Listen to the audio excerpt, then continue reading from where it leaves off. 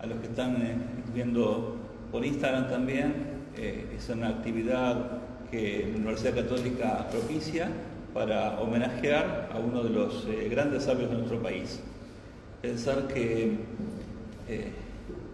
Bernardo Hussein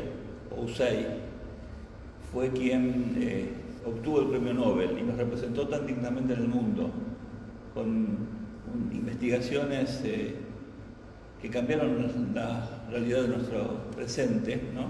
Generando posibilidades insospechadas en las ciencias y en la investigación. Y ahora el doctor Leopoldo Hussein, quien va a dar la charla, nos va a profundizar en esto. Así que qué mejor que saber quién nos va a contar sobre su tío, ¿no es cierto? Sí, tío abuelo. Sobre su tío abuelo.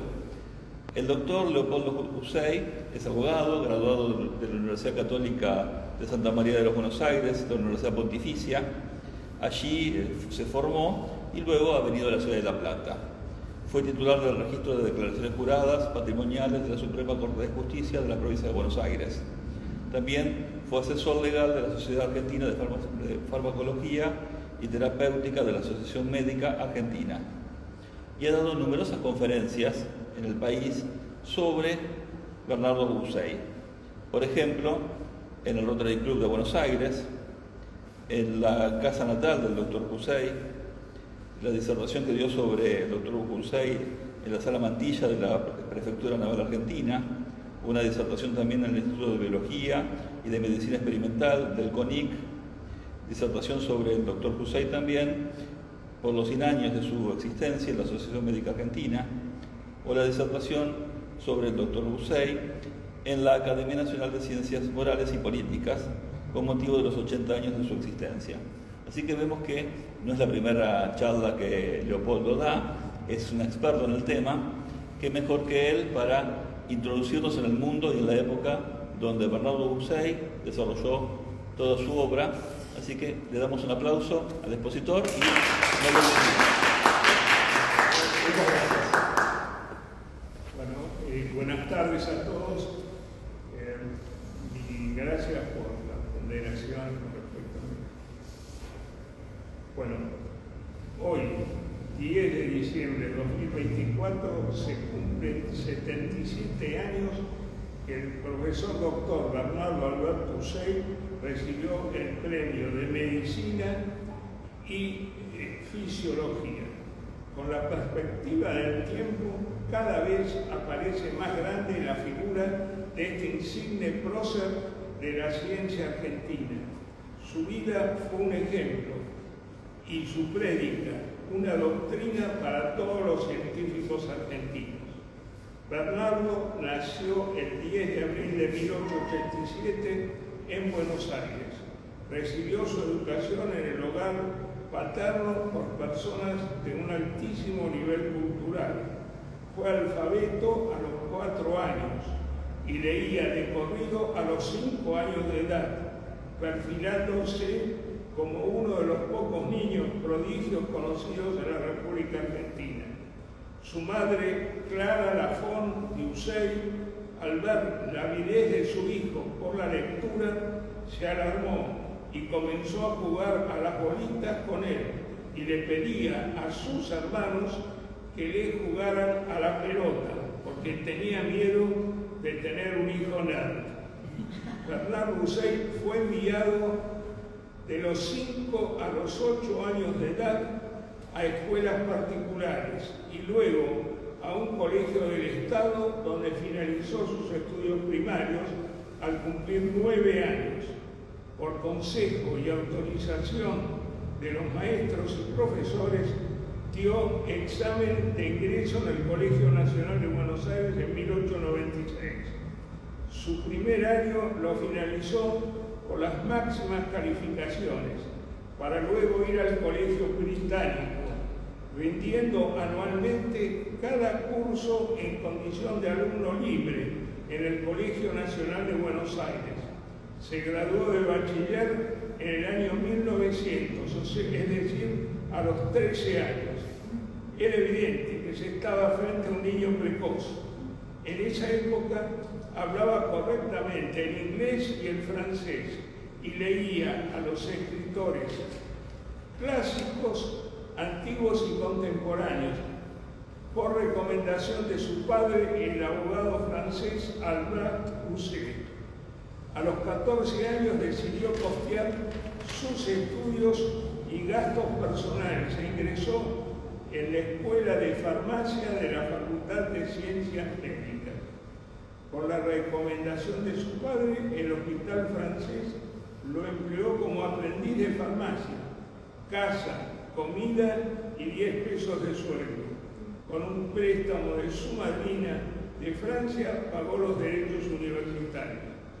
A fines de 1901 rindió brillantemente los exámenes en farmacia. Con estos antecedentes ganó un puesto de farmacia en el Hospital de Clínicas con 50 pesos de sueldo. En 1904 se graduó como farmacéutico como el mejor de su curso e inició la carrera en medicina, que concluyó en 1911. En estas ciudades mercantiles y leguleyas, solo unos pocos creían que americanizar la inteligencia europea era una empresa tan importante como lo había sido la independencia política de sus pueblos, o lo era el desarrollo económico de los recursos naturales. Bernardo Albert Housset, al sentir vivamente aquella exigencia y realizarla, confirió a la sociedad argentina ese nuevo carácter. Para aquella época su memoria era proverbial. Le bastaba leer una vez las lecciones para recordarlas. Ya ejercitaba continuamente, recitando con deleite los poemas de los escritores clásicos. Como ciudadano argentino cumplió regularmente el servicio militar. Es interesante resaltar que su formación cultural y científica se hizo totalmente en nuestro país. Bernardo fue así un científico realmente americano, contradiciendo a los que pensaban en esa época que era indispensable el paso por los laboratorios de universidades de Europa o Estados Unidos para formarse. Desde su graduación ejerció la medicina práctica.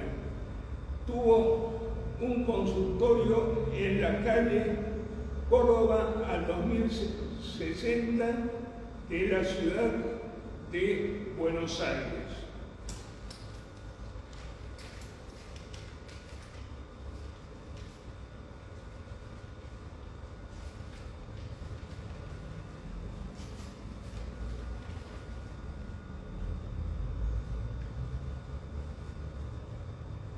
Comienza a trabajar como profesor a cargo del curso de Fisiología de la Facultad de Veterinaria en 1910. En 1911 se gradúa como doctor en medicina con una tesis sobre el funcionamiento de la hipótesis, el tema que más tarde le iba a ser merecedor del premio Nobel. Ingresa como jefe de sección al Instituto de Bacteriología del Departamento Nacional de Higiene. Gana el concurso para la cátedra de Fisiología en la Facultad de Ciencias Médicas.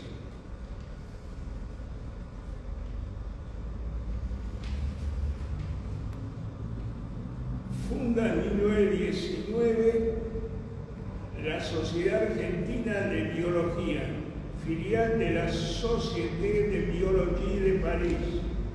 En 1919 funda la Sociedad de Fisiología de la Facultad de Medicina de la UBA, que va a presidir hasta 1943. 1920 es un año importante, ya que se casa con María Angélica Catán, que era química, y él la había asesorado para dar su tesis. Ella va a ser la primer colaboradora en todos sus estudios, ama de casa y madre de 3 hijos.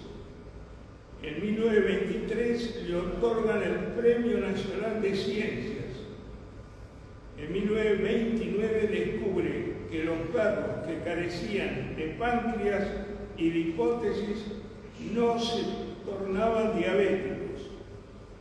En 1930 es designado miembro honorario de la Physiological Society. En 1935 es nombrado doctor honoris causa de la Universidad de París. En 1936 es electo académico de la Universidad Pontificia de Ciencias. En 1939 es designado miembro honorario de la Sociedad de Endocrinología. En 1945 publica Fisiología Humana, en colaboración con varios integrantes de su equipo de investigación. Libro que es traducido a las principales lenguas. Actualmente este libro se estudia en Latinoamérica y en España. Ahora voy a volver en algunos casos relacionados con la vida privada de Bernardo. Bernardo era un hombre que disfrutaba mucho de los deportes, algo que le habían inculcado desde muy pequeño. Escribió un ensayo sobre deportología, donde consideraba que la práctica era fundamental para un buen desarrollo fisiológico. Fue así que a lo largo de su carrera como estudiante se aficionó a los deportes. Formaba parte de los equipos de fútbol y de rugby en la Facultad de Medicina. En el Club Gimnasia y Esgrima de Buenos Aires se destacó como atleta, donde descollaba en las carreras de 800 metros llanos. También practicó remo. Como jugador de fútbol, integró el equipo de la Facultad de Medicina y le ganó 3-2 a River Plate. Ahora tengo, la fuente con respecto a este resultado está dado por Leopoldo Bart, que fue presidente de River Plate. La fuente relativa al partido surgió en las estadísticas publicadas por el Club Atlético River Plate, campeonato 1905, tercero, Liga de Argentina Football Association, Facultad de Medicina 3, River Plate 2, Leopoldo Bart en Historia de River, escrita en 1958, evoca: era un equipo poderoso y yo tenía que cuidar a Usain, que era velocísimo. El partido de fútbol se llevó a cabo el 4 de junio de 1905. Bueno, el rugby era una de las aficiones que más lo unían a mi padre, Leopoldo Luis Rafael Usain, que fue uno de los fundadores del Olivos Rugby Club y presidente de la Unión Argentina de Rugby, que bajo su presidencia se gestó la primera gira del equipo argentino Los Pumas a Sudáfrica. En la década del 30, mi padre y Bernardo presentaron una ponencia para que todas las actas de la Unión Argentina de Rugby fueran redactadas en castellano en lugar de inglés. Ponencia que fue vivamente aceptada. Cada vez que el equipo argentino jugaba en Buenos Aires con un equipo extranjero, mi padre y yo pasábamos a buscar por su casa de la calle Viamonte, en la cancha de rugby, con entusiasmo ocupaba el palco oficial, compartiendo la velada con las personalidades y los diferentes embajadores que presenciaban el partido.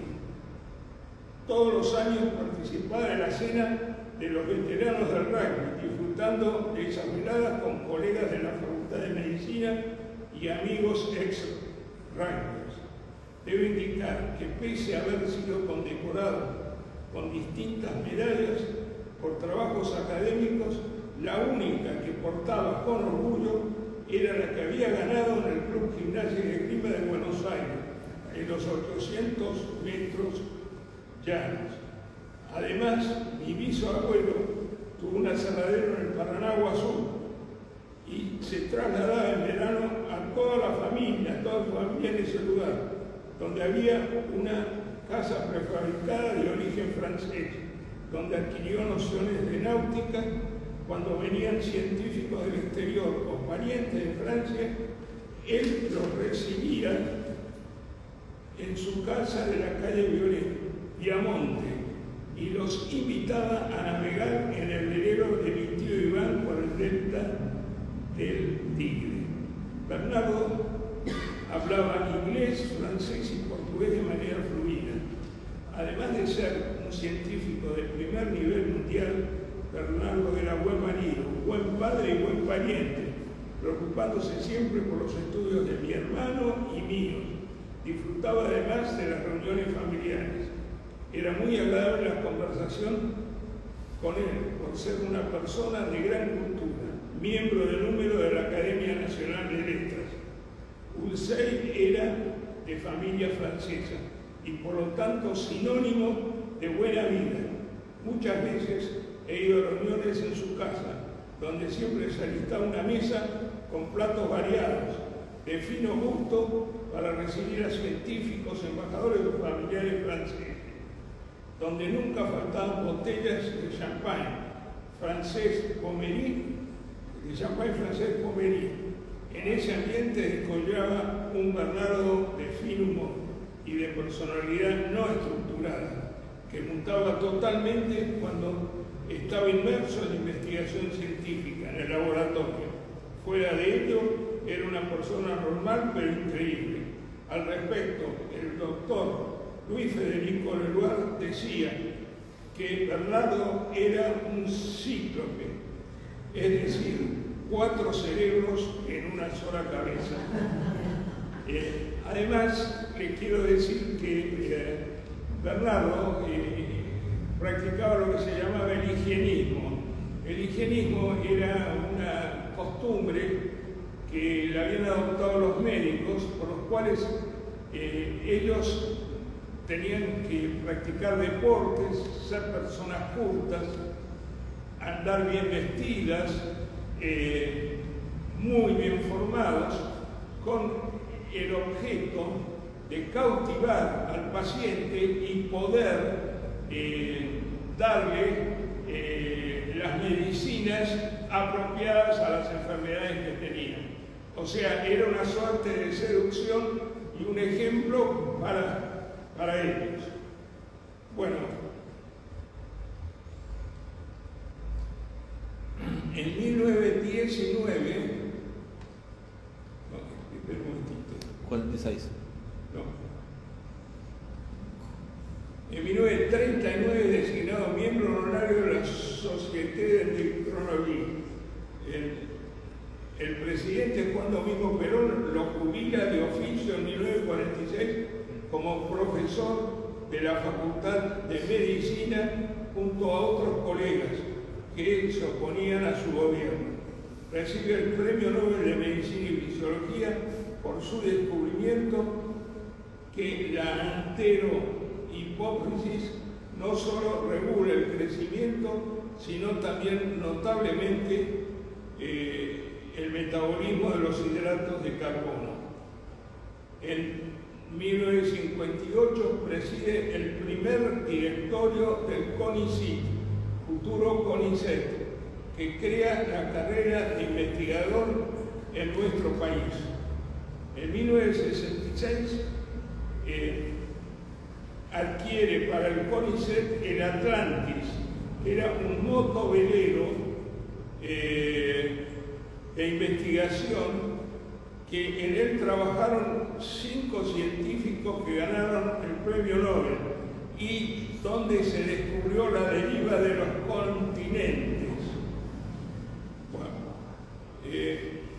en 1970 es un año en que podemos decir que se da todo, lo trágico y lo grandioso. Se lo nombra presidente honorario de la Sociedad Internacional de Diabetes. La Unión Soviética le da el premio mayor que se le puede dar a un investigador extranjero, debido a que para Bernardo no existían las fronteras científicas. Todo aquello que valía lo aceptaba y procuraba aplicarlo. Y bueno, Bernardo, y también otra buena noticia fue que en 1970 Luis Federico Leloir recibe el Premio Nobel en Química. Hay una anécdota en mi familia que al ver que se designaba como Premio Nobel en Medicina un sueco que había estado investigando con Bernardo, o sea, tiene una gran depresión, ¿no? Pero al poco tiempo surge que a Leloir le dan el Premio Nobel en Química porque consideran que los descubrimientos de Leloir estaban más relacionados con la química que con la medicina. Está relacionado más que todo con las enzimas hepáticas. Bueno, el doctor Bernard Lucey, luego de haber concurrido al Congreso Interamericano para la Educación, la Ciencia y la Cultura llevado a cabo en la ciudad de Viña del Mar, Chile, se trasladó a un hotel en la ciudad de Santiago de Chile, donde la mañana del 8 de septiembre de 1970 se cayó en un desnivel existente en el corredor que conducía al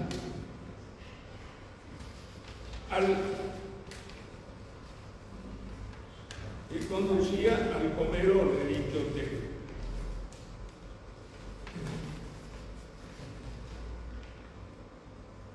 Dada la gravedad de la caída, fue trasladado en avión a Buenos Aires, donde lo esperaba una ambulancia que lo transportó al servicio de ortopedia y traumatología del hospital italiano, donde permaneció hasta su recuperación, siendo trasladado luego a su domicilio. El doctor Lucey no tuvo una recuperación plena de su accidente. Su vitalidad declinó hasta su fallecimiento el 21 de septiembre de 1971, a los 84 años de edad, luego de haber publicado más de 800 trabajos, haber sido designado doctor honoris causa por 28 universidades e integrado más de 300 sociedades científicas como profesor. En 1972, a poco tiempo de su fallecimiento, la Organización de Estados Americanos instituyó el Premio Bernardo Alberto Lucey para perpetuar su nombre. También el 10 de abril en la UNESCO se celebra el Día de la Investigación Científica y Técnica en honor a Bernardo, porque era el día del nacimiento de Bernardo. Bueno, ahora, a continuación, les voy a leer algunas frases en las cuales van a poder, además del desarrollo científico que hice, van a ver cómo él pensaba acerca de la ciencia. El trabajo es la diversión más barata. Un gran enemigo de la ciencia es el patrioterismo, que quiere hacer creer que hemos llegado al Zoom y nada nos falta alcanzar.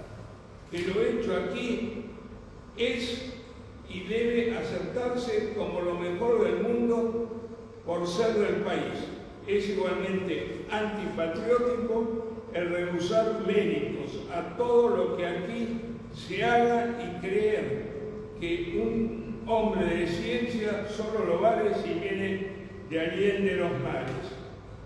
El patriotismo está en enseñar el método y estimular el amor a la ciencia a los que nos rodean. Lo patriótico es crear un buen ambiente científico local, serio, donde se estudian los problemas objetivos que son de todos los continentes y con mucha atención a los del propio país. La ciencia no tiene patria, pero los hombres de ciencia sí la tienen.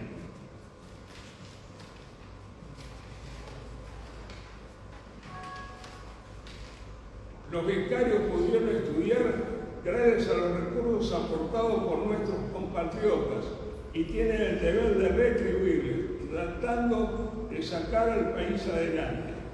Tener ideales elevados, pensar en alcanzar grandes cosas, porque la vida rebaja siempre y no se logra sino una parte de lo que se ansía. Soñando muy alto alcanzaréis mucho más. No olvidéis que todas las grandes conquistas del presente son los sueños juveniles alcanzados.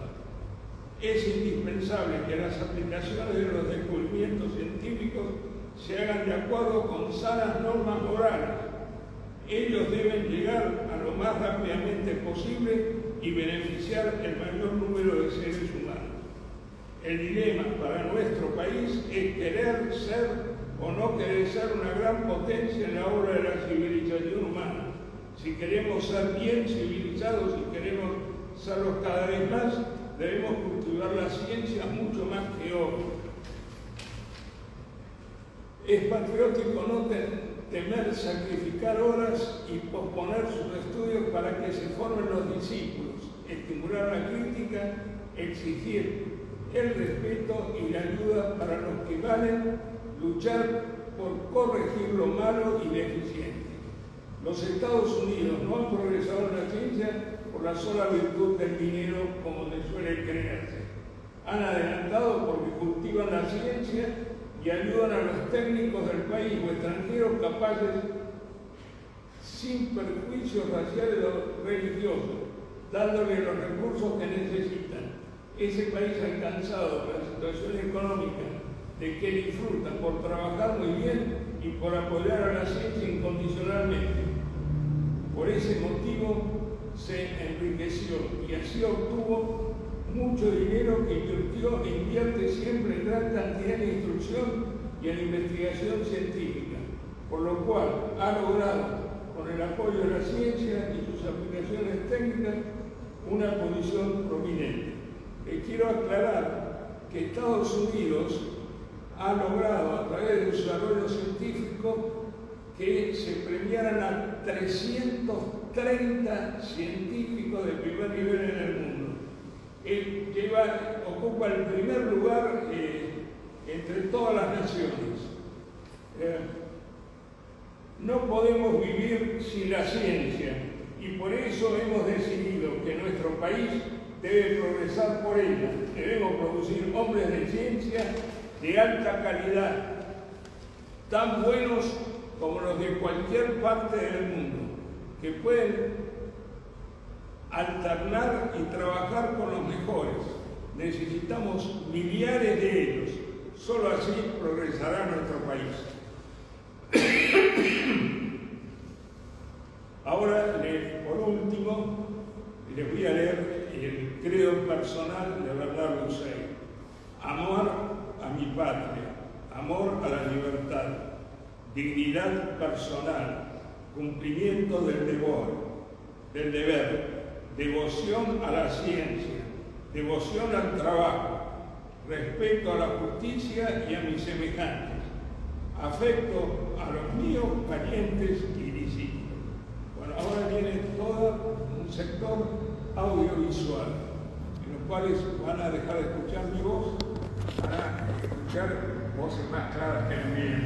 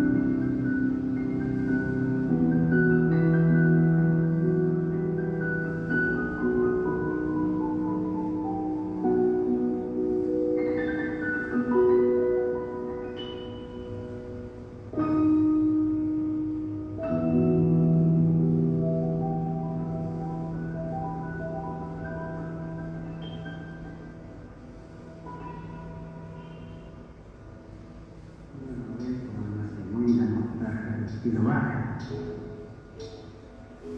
El firme haber no se puede solicitar ni se puede presentar a él, simplemente se la recibe cuando se formaron. Ninguno de los que lo recibió ha trabajado para los senadores, sino para el grande de la ciudad. Si hubieran trabajado para los senadores, no me hubieran sorprendido, porque no hubieran hecho nada importante. Esta fue la voz de Bernardo.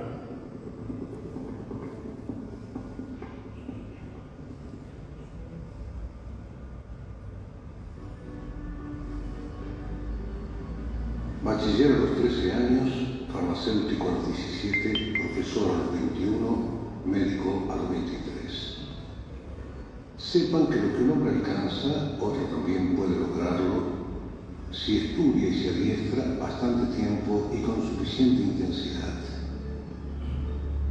Para una voluntad firme, nada es imposible.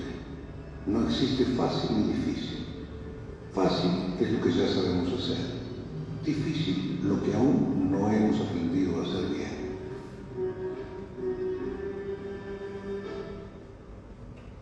Por eso quiero contarles la historia de mi vida, que no es otra cosa que la historia de mi voluntad.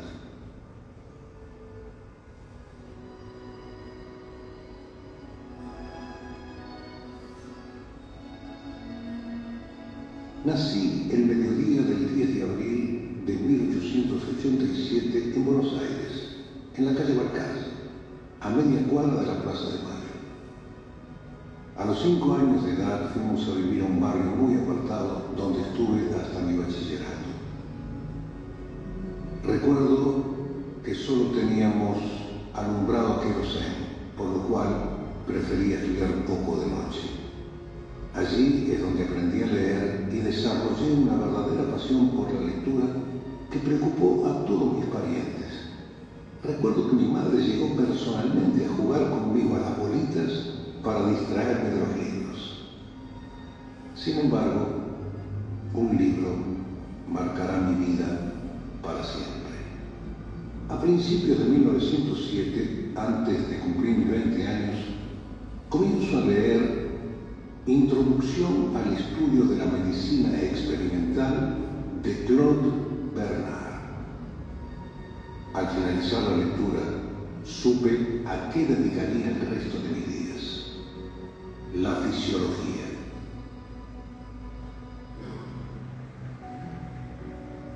La fisiología es la ciencia que estudia los fenómenos propios de los seres vivos y las leyes que los rigen.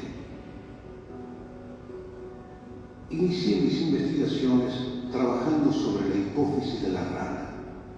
En el laboratorio extraíamos las glándulas de las ranas y observábamos así su evolución. Más tarde, en el Instituto de Fisiología de la Facultad de Medicina, comenzamos a trabajar también con perros. Experimenté que un perro con diabetes producida por la extirpación del páncreas sobrevivía al serle extraída la hipófisis. Después de un estudio sistemático, pudimos demostrar el fenómeno biológico por el cual la hipófisis interviene en el consumo de azúcares del organismo.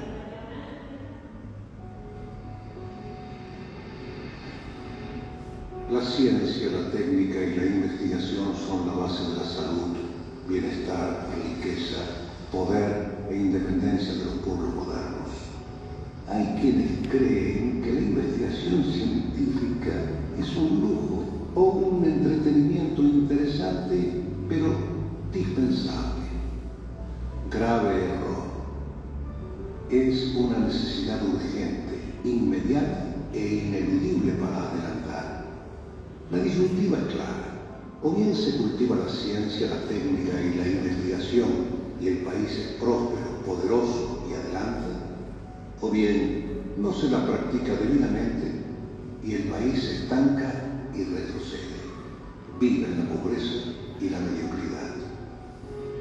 Los países ricos lo son porque dedican dinero al desarrollo científico-tecnológico y los países pobres lo siguen siendo si no lo hacen. La ciencia no es cara. Cara es la ignorancia. Y fue así que en 1943 debo dejar la Universidad de Buenos Aires por razones políticas. Fueron años muy duros para mí y mis colaboradores. Nunca bajamos los brazos y aunque en las peores condiciones, seguimos trabajando. Una mañana de 1947, antes de comenzar la labor diaria en el laboratorio, recibo un telegrama que al abrirlo dice: entrégase el Premio Nobel de Medicina al Dr. Bernard Bursay por su descubrimiento de la importancia de la hipófisis en el metabolismo de los azúcares. Algunos creen que pueden hacerse descubrimientos por casualidad, intuición o suerte. No se llega a hacer ninguna obra científica seria si no se trabaja intensa y prolongadamente. La suerte ayuda a los que la merecen por su preparación y laboriosidad.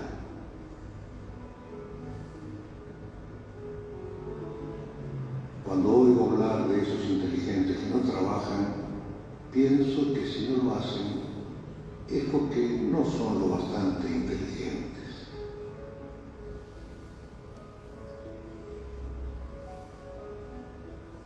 No lo olviden nunca.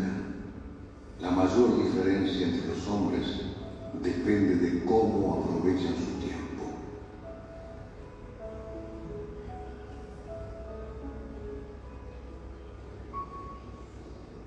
Siendo ya premio Nobel, rechacé ofertas de trabajo de los Estados Unidos y decidí quedarme en Argentina, pese a la pobreza del laboratorio y a la manifiesta hostilidad del gobierno. La ciencia no tiene patria, pero el hombre de ciencia sí la tiene. Los becarios deben volver y luchar, pues su deber es modificar el ambiente de su país y su misión es la de ser útiles a su propia patria.